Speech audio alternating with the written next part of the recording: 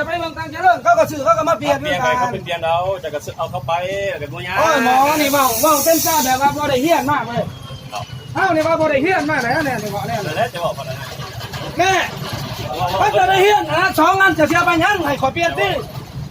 บริษัทเขามาเปลี่ยนกูมึงเรื่องแท้จะบอกว่าเป็นบอกจะบอกว่าจะเปลี่ยนถ้าเป็นบริเวณพนักงาน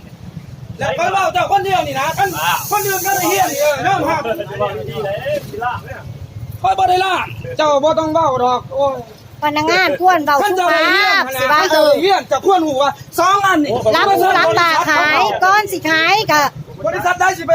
เสียให้ภาคไอ้รัฐบ่แม่นว่าของเถื่อนสิมาขาย ผู้บอกเจ้านี่ซ้ำปลาเถื่อนแหละเขามาหารก่อยแบบนี้นี่ เกินมาขยองนี่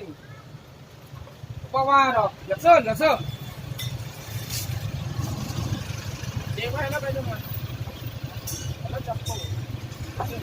มันบ่มีไผจำไม่มีไผจำดอกเอ้าบริษัทเข้ามาอย่างยืดจากนั้นบ่นั่นก็คอยบ่จะให้บริษัทก็อย่างยืดเส้นแบ่ง2 อันก็เส้น100%ไปปิดห้างก่อนนี่